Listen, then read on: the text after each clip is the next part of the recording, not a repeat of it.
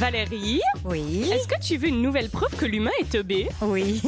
Alors, je te préviens, ça n'a rien à voir avec le fait qu'il existe aujourd'hui des régimes pour soigner les TCA ou du fait que des gens utilisent de manière si insupportable l'expression conf call. Ça a également rien à voir avec notre capacité à avoir trouvé un jour le groupe Trio fantastique, ni même avec la production et la distribution de la comédie musicale Scooby-Doo en 2012. Quoi? Cette nouvelle preuve qu'on est teubé, c'est tout autre chose, qui n'a d'ailleurs, je te le ferai remarquer, rien à voir avec le fait qu'on a décidé un jour d'appeler un animal le Bernard l'ermite. Comme si c'était normal qu'un être vivant se nomme par un nom propre et un adjectif en guise de blase. Mais c'est super zinzin. Imagine qu'un cactus s'appelle en fait Rodrigue le costaud et que les mouches, depuis le début, leur nom c'est Douglas le casse-couille. C'est méga chelou. Bon, en tout cas, cette preuve que je vais te donner démontre bien que notre nom à nous devrait être l'humain le gros teubé. Parce que Valérie, depuis plusieurs semaines aux États-Unis, un événement provoque vol, escroquerie, bagarre et braquage dans les magasins, et cet événement c'est une gourde. Bien évidemment, Valérie, je ne parle pas ici d'une femme aux allures maladroites, mais bien du réceptacle qui sert à contenir du liquide. Pardon, c'est la dernière fois que je fais un jeu de mots dans l'émission. Il y a donc une gourde qui s'appelle la Stanley Cup qui rend fou tous les Américains, au point qu'une meuf est allée voler, il y a quelques jours, $2500 de gourde en magasin, que des gens se sont tapés sur la gueule dans les supermarchés pour l'avoir, et que le chiffre d'affaires de la marque a fait x10 en 2 mois. Alors la raison de ce succès, c'est qu'en fait, une vidéo est devenue virale sur les réseaux où on voit une voiture complètement incendiée, avec à l'intérieur une Stanley Cup intacte qui a résisté aux flammes.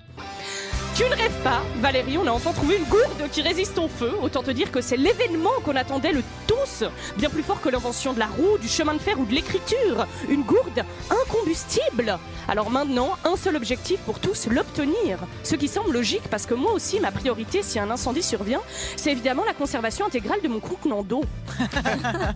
Bon, en vrai, c'est pas que pour ça, c'est aussi que cette gourde, elle est genre trop jolie. Elle est célèbre pour sa petite anse qui permet de la porter comme un gros biberon et pour sa paille intégrée. Parce que c'est vrai que c'est hyper dépassé de boire maintenant, Valérie. Il s'agirait d'inspirer en sirotant bruyamment notre eau dans le bus comme de vrais adultes. Ce qui la rend célèbre et trop choupie, c'est aussi les 8 milliards de couleurs différentes dans laquelle on peut la choisir, notamment sa nouvelle couleur rose fuchsia en édition limitée qui a provoqué les dites émeutes en supermarché. Bonjour, bienvenue chez Stanley Cup. C'est votre première fois qu'on peut vous compter parmi nous ? Très bien, monsieur. Avez-vous déjà eu des expériences dans le passé avec une gourde de taille moyenne? Ah non? Eh bien alors comment faisiez-vous pour boire? Directement sous le lavabo comme un petit canidé? C'est amusant. Je vous remercie de franchir le pas et d'investir dans une gourde de taille moyenne. Si l'habit fait le moine, la Stanley Cup fait de vous un roi mage. J'oserais vous demander quelle est la couleur que vous appréciez le plus au quotidien? Vous ne savez pas?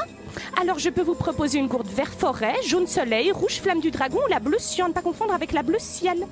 Évidemment, avec l'achat de chaque gourde, vous recevez exceptionnellement aujourd'hui une orange sanguine en cadeau. Comment?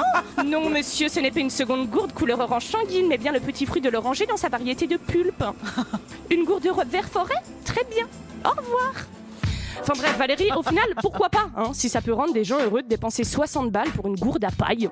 Qui suis-je pour juger? Moi, je pars tous les matins avec une petite bouteille d'eau attachée à mon sac à dos qui me donne une dégaine d'alpiniste. Alors bon, c'est pas forcément mieux. En vrai, moi, tout me va. Tant qu'on me donne une fois pour toutes une explication cohérente à pourquoi le Bernard l'ermite s'appelle le Bernard l'ermite. Voilà. C'est vrai que t'as une dégaine d'alpiniste.